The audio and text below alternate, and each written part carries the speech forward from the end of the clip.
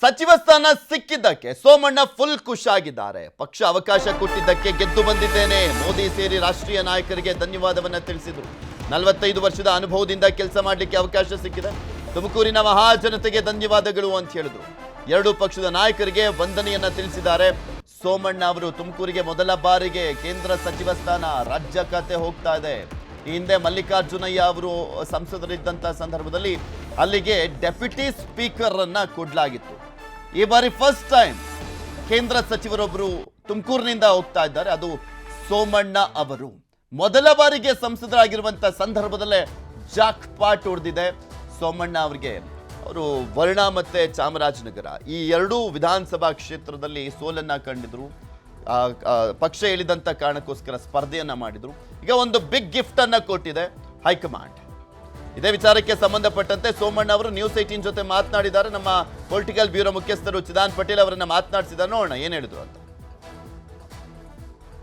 ಅನೇಕ ಟಾಸ್ಕ್ಗಳನ್ನು ಸ್ವೀಕಾರ ಮಾಡಿ ಕೆಲಸ ಮಾಡಿದ್ದು, ಮತ್ತು ರಾಷ್ಟ್ರೀಯ ನಾಯಕರು ಮತ್ತು ನಮ್ಮ ರಾಜ್ಯದ ನಾಯಕರು ಒಟ್ಟಾರೆಯಾಗಿ ಕುಳಿತು ಚರ್ಚೆ ಮಾಡಿ ನಮಗೆ ಅವಕಾಶವನ್ನು ಕಲ್ಪಿಸಿಕೊಟ್ಟಿದ್ದಾರೆ.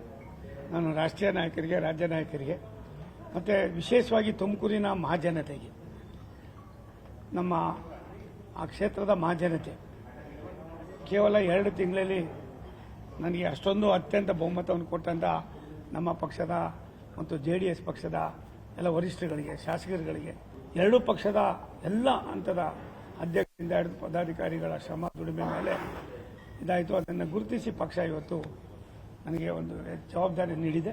Sir, congratulation sir. ಸೋಮಣ್ಣನವರ ಕನಸು ಈಡೇರಿದೆಯಾ?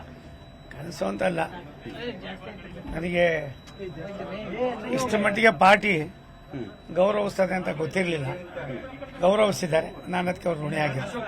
ಸರ್, ಈ ಸಂತೋಷವನ್ನು ಯಾರಿಗೆ ಅರ್ಪಿಸ್ತೀರಿ ಸರ್?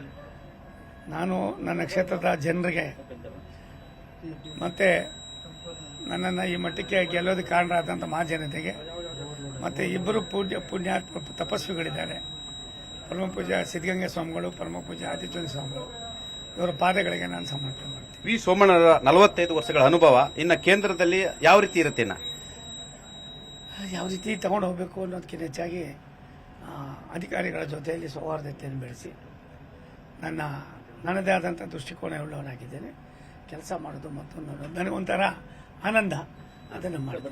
ಯಾವೆಲ್ಲ ನಾಯಕರಿಗೆ ಸರ್ ಧನ್ಯವಾದ ಅರ್ಪಿಸ್ತೀರಾ ಸರ್? ಯಾವೆಲ್ಲ ನಾಯಕರು ಧನ್ಯವಾದ? ನಾನು ನಮ್ಮ ರಾಷ್ಟ್ರದ, ರಾಜ್ಯದ ಬಿಜೆಪಿ ಮತ್ತು ಜನತಾದಳ ಎರಡೂ ಪಕ್ಷದವರೆಗೂ ಕೂಡ ಆಭಾರಿಯಾಗಿರ್ತೀನಿ, ಧನ್ಯವಾದ ಸಮರ್ಪಣೆ ಮಾಡ್ತೇನೆ. ವಿಶೇಷವಾಗಿ ನಮ್ಮ ಪಕ್ಷದ ರಾಷ್ಟ್ರೀಯ ನಾಯಕರಿಗೆ, ರಾಜ್ಯದ ನಾಯಕರಿಗೆ ನಾನು ಆಭಾರಿಯಾಗಿ. ಸೋಮಣ್ಣ ವೀರಶೈವ ಲಿಂಗಾಯತ ಸಮುದಾಯದ ನಾಯಕರು ಮಾತ್ರ ಅಲ್ಲ, ಎಲ್ಲ ಸಮುದಾಯದರು ನಿಮ್ಮ ಜೊತೆ ಇರತಕ್ಕಂಥ ಇದೊಂಥರ ಪಕ್ಷ ಸಂಘಟನೆ ಕೂಡ ಭಾಜಪಕ್ಕೆ ಅನುಕೂಲ ಆಗುತ್ತಾ? ಒಂದು ಸತ್ಯ, ಸ್ವಲ್ಪ ದಿನ ಕಾದ್ ನೋಡಿ ಸರ್. ಯಾವ ಖಾತೆ ಅಂತ ತಾವು ನಿರೀಕ್ಷೆ ಮಾಡ್ತೀರಿ? ನನ್ನ ಖಾತೆ ಏನು ಇದ್ದಿಲ್ಲ, ಅವ್ರು ಯಾವ್ದು ಕೊಡ್ತಾರೋ ಅದು ಮಾಡ್ತೀನಿ. Okay, all the best sir. News 18 card ತಮಗೆ ಶುಭಾಶಯಗಳು ಸರ್. ಇದು ಮೊದಲ ಬಾರಿಗೆ ನೋಡಿ ನಮ್ಮ ಜೊತೆ ಸೋಮಣ್ಣರವರು ತಮ್ಮ ಸಂತೋಷವನ್ನ, ಅನುಭವವನ್ನ ಹಂಚಿಕೊಂಡಿರ್ತಕ್ಕಂಥದ್ದು ನ್ಯೂಸ್ 18 ಜೊತೆ ತಮ್ಮ ಮೊದಲ ಅನಿಸಿಕೆಯನ್ನು ಕೂಡ ವ್ಯಕ್ತಪಡಿಸಿರ್ತಕ್ಕಂಥದ್ದು. Once again sir, congratulation. ಮೂರನೇ ಬಾರಿಗೆ ಪ್ರಧಾನಿಯಾಗಿ ಪ್ರಧಾನಮಂತ್ರಿ ನರೇಂದ್ರ ಮೋದಿ ಅವರು ಪ್ರಮಾಣ ವಚನವನ್ನ ಸ್ವೀಕಾರ ಮಾಡ್ತಾ ಇದ್ದಾರೆ. ಇದು ಕೂಡ ರೆಕಾರ್ಡ್ ಭಾರತದ ಇತಿಹಾಸದಲ್ಲಿ. ಸತತವಾಗಿ 3 ಬಾರಿ ಈ ಹಿಂದೆ ಜವಾಹರಲಾಲ್ ನೆಹರು ಅವರು ಪ್ರಧಾನಮಂತ್ರಿಗಳಾಗಿದ್ರು. ಅವರನ್ನ ಹೊರತುಪಡಿಸಿದ್ರೆ ನರೇಂದ್ರ ಮೋದಿ ಅವರೇ ಆ ಸಾಧನೆಯನ್ನ ಮಾಡಿದಂಥವ್ರು, ಆ ಕೀರ್ತಿಗೆ ಪಾತ್ರರಾಗ್ತಾ ಇರುವಂಥವ್ರು. ಇಂದಿರಾ ಗಾಂಧಿ ಅವರು ಕೂಡ ಆಗಿದ್ದಾರೆ, ಆದರೆ ಕಂಟಿನ್ಯೂಯಸ್ಲಿ ಅಲ್ಲ. 3 ಬಾರಿ ಪ್ರಧಾನಿ ಆಗಿರುವಂಥವರ ಲಿಸ್ಟ್ ಅನ್ನ ನೋಡಿದಂಥ ಸಂದರ್ಭದಲ್ಲಿ ಈಗ ಆಲ್ರೆಡಿ ವಿದೇಶಿ ಗಣ್ಯರು ಕೂಡ ಬರ್ತಾ ಇದ್ದಾರೆ. ದೆಹಲಿಗೆ ಆಗಮಿಸಿರುವಂಥದ್ದು ವಿದೇಶಿ ಗಣ್ಯರು ಬಂದಿದ್ದಾರೆ.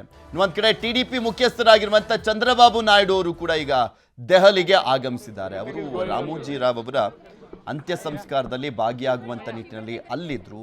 ಅದನ್ನ ಮುಗಿಸ್ಕೊಂಡು ಈಗ ದೆಹಲಿಗೆ ಬಂದಿದ್ದಾರೆ ಚಂದ್ರಬಾಬು ನಾಯ್ಡು ಅವರು. ಕೀ ರೋಲ್ ಪ್ಲೇ ಮಾಡ್ತಾ ಇದ್ದಾರೆ. ಕಿಂಗ್ ಮೇಕರ್ ಸ್ಥಾನದಲ್ಲಿರುವಂಥದ್ದು ಚಂದ್ರಬಾಬು ನಾಯ್ಡು ಅವರು.